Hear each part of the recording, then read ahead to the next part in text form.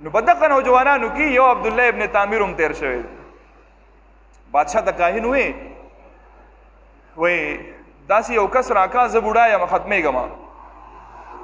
مال یو کس راکا چې زه ورته د خپله جادوګري وښیم او دا جادوګري زده کړي او ستا د بادشاهت په باغې باندې چلېږي څه مسلې هغه به دله حل کوي. وی ټیک ده جي. یو نوجوان تیار کو ماشومو نوجوانو هغه ته یې وی چې بھائی ته ځه او د دې جادوګر نه علم حاصلوه او ستا خرچه او څه چیز هغه به له موږ درکوو. هغه وی ټیک ده. دغه نوجوان نومو عبدالله ابن تعمیر. دغه نوجوان بدلو ساحر خواله دغه نه به جادو زده کوو عملیات به دې زده کوله.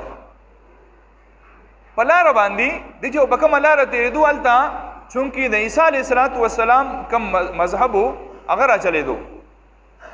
یو پادري به ناست و عیسایي په دغه وخت کې مذهب حق و ټیک اوس منسوخ دی. نو د باندې بعد دغه راهب چې به کله بیان کوو خبره به یې کوله او ډېره خوږه وبې لګېده ښه وبې لګېده او دا د الله رب العزت د طرف نه یو خبره ده په چا باندې د یو عالم خبره ولګي ښه بس دی به د هغه په نقش قدم باندې چلیږي او خپله زندګي تېر او دا ښه خبره ده ښایسته خبره ده. څوک د چا سره محبت کوي د چا سره تعلق ساتي د قیامت په ورځ به د هغو سره باسي انشاءالله. نو دې دا هلک به دغلته ودرېدو چې دې غاړې به تلو هم به ودرېدو او د هغه غاړې به راتلو هم به ودرېدو چې ناوخته به شو هغه کم چې استاد و جادوګر و هغه ورته قار شو ته ولې ناوخته رالې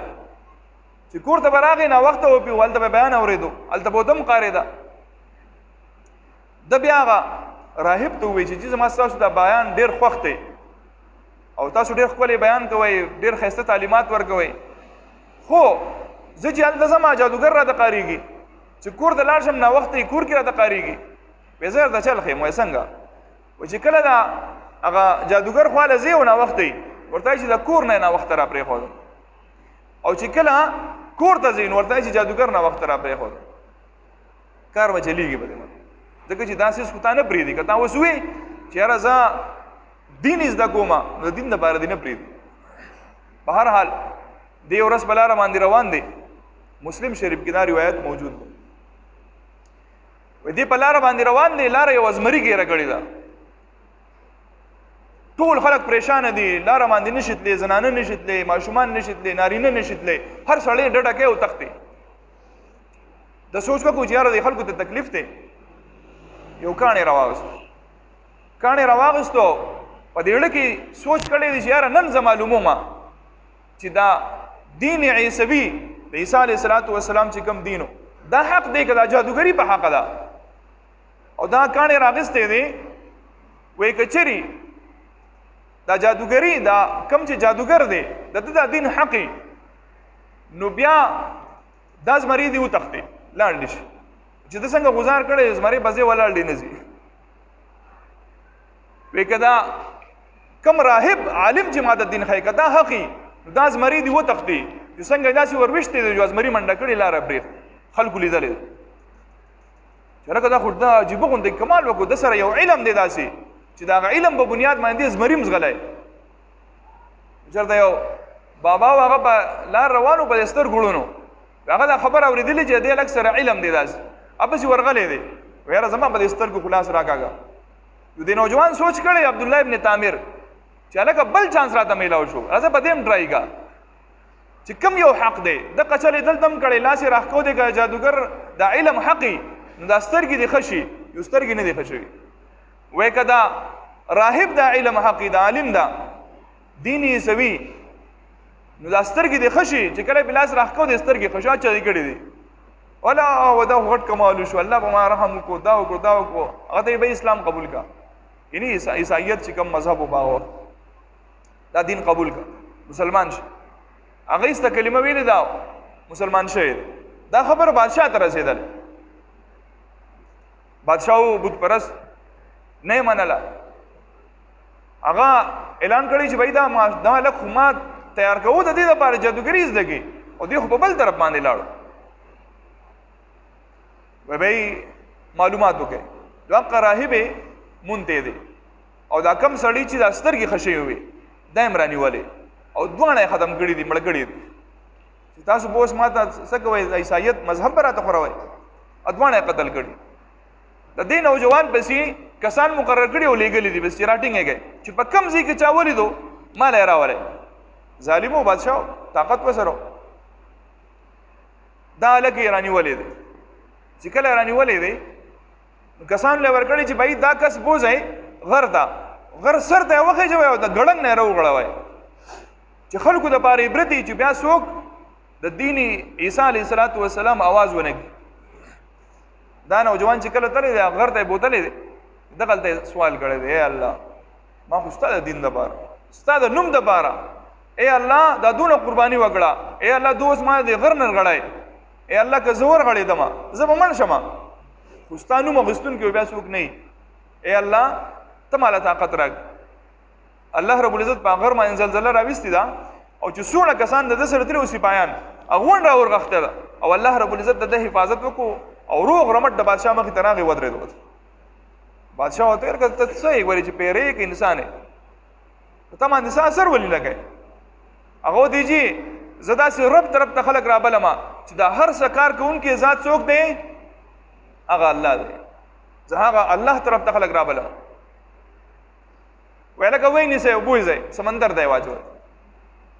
یو کسان وزره شوي دي سپایان او په کښتۍ کې سور کړی سمندر ته منځ ته یې وړی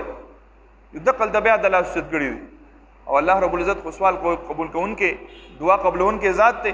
یو د لاس اوچت کړي دی یا الله ستا د دین دپاره لګیا یم ستا د نوم دپاره لګیا یم زما مدد وکړې یا الله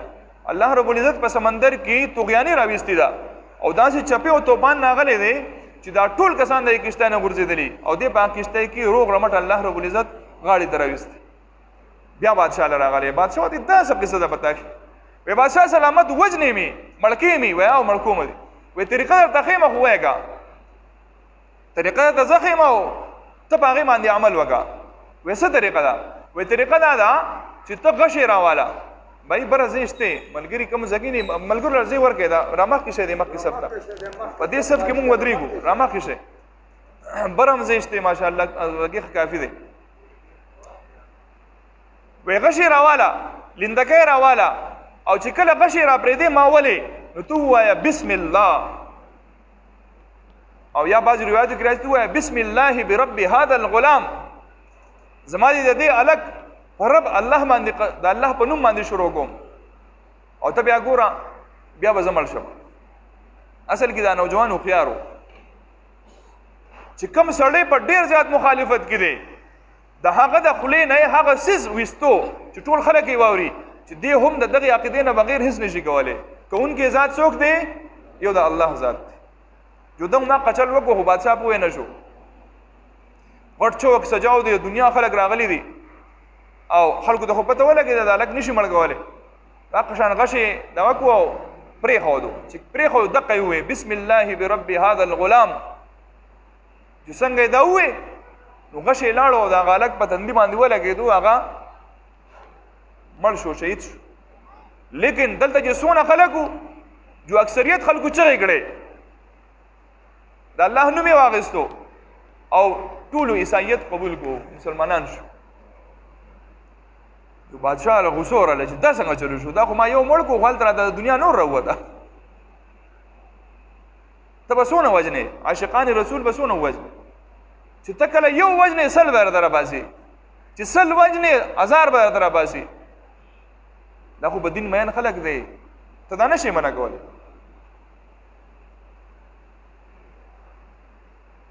داسې وکئ اعلان یې وکړو کندې وکنئ غټې غټې اجتماعي طور قبرونه ولا ګنمه خو قبرونو په دنیا کې ولا عذاب ورکومه اور پکې بل کئ اور یې بل کو داسې لمبې وهلې او یو کس به یې راویستو او هغه به یې دغه اور ته ورویستو په چا ایمان نه وړې په ما ایمان نه وړې که په الله ایمان نه وړې بېوقوفه سړی و اوس ته د الله په مقابله کې د کم تر برالی په ما ایمان نه وړې که په الله ایمان نه وړې جواب وتې په الله ایمان نه وړم ورولئ یو ډایرکټ به کندې ته ورویشت اوس الله رب العزت داسې وکړه چې ده به کم کس ورویشتو نو د اور نه مخکې به تې الله رب العزت ساه ویستې وه چې دې به څنګه به دیکه به یې ورکړه الله رب العزت په دې ساويستي او مخکې د ور د عذاب نه به الله تعالی محفوظ کړو په ظاهر خو به وسوځېدو لیکن هغه ته به تکلیف نه رسېدو دا ټول خلک یې ورچوله نارینه زنانه هېڅوک یې نه پرېښود یوه زنانه ده بګي د هغې سره بغۍ کې ماشوم دی چې کله دغه زنانه ورچوله که نه نو چونکې د زنانه سره بغۍ کې ماشوم و نو د هغه ماشوم د وجې نه یې زورونه کوله نه ورتله دا نور خلک به په خپله باندې دیکه به ورکولو تله به لیکن دې زنانه زورونه کوله شاته د بچي د وجې نه زما بچی مړ کېږي سوځي هغه ماشوم په غۍ کې ورته ګویا شو هغه غۍ کې ورته ماشوم ګویا شو وایې مورې جنت دی باغونه دي وګوره میوې دي د څه نه یارېږې جنت ته روان یو دواړه د هغه ماشوم الفاظو دې زنانه چې کله وکت هغه اور ته په اور کې ورته دننه چمنونه باغونه میوې دا ښکاره شو فورا یې وردان کړ دې بادشاه دا خیال و چې ما حق مذهب دا ما ختم کو د الله د توحید आवाज ما ختم کو الله رب العزت داسې وکړه چې دا اور یې پسې واکو دا اور یې پسې واکو او چې څونه د دو کورونه وبستې وې او غونډې وسوځېدې صرف دا یو سړی پاتې شو دا یو سړی یوسف ذونواس دا بادشاه پاتې شو چې کله دا پاتې شو دی د اور د وجې نه منډې وی اور پسې ورپسې دی منډې وی حتی تر دې چې دی دریاب دی ودانګل او په دریاب کې لاهو شو خدای غرق او تباه د عمر رضی الله تعالی عنہ په وخت کې د ځمکې کودایي کې دا د قضیه کم ځای کې چې دا عبد الله ابن تامر رضی الله تعالی عنہ دې خخ کړو چې هغه ځای راو کنو نو په دې کې د لاش راوځو نو لاش یې داسې وو چې دا وجود نه خراب شوی بالکل روغ رمټو او دا لاس یې په هغه ځای باندې خو دې په کم ځای باندې چې په غشي لګېدل او داسې ولګه ودجی نو یو صحابي ولګېدو هغه ته هغه لاس را دی خوا کو نو تازه یې نه دی روانه شوه هغه واپس کېښود دوی نه بنده شوه او په ګوته باندې ګوتمه وه او په ګوتمې د پاسه یې لیکلي الله ربي الله زما رب دی چا عمر فاروق رضی الله تعالی عنہ ته ووایي هغه واقعه ورته بیان کړه چې داسې چل شوی دی عمر رضی الله تعالی عنہ فرمایل په دغه ځای باندې خښ کړئ په دغه ځای باندې واپس خښ کړئ او مې چېړی دا ګوتمه به ورسره هم یي په دغه ځای باندې پرېږدئ څوک هم چې په کومه زمانه کې د حق ملګرتیا کوي الله رب العزت یې چېرته ضایع کوي نه دنیا وله هم ښایسته کوي آخرت وله هم ښایسته کوي الله تعالی د عمل کول توفیق رانصیب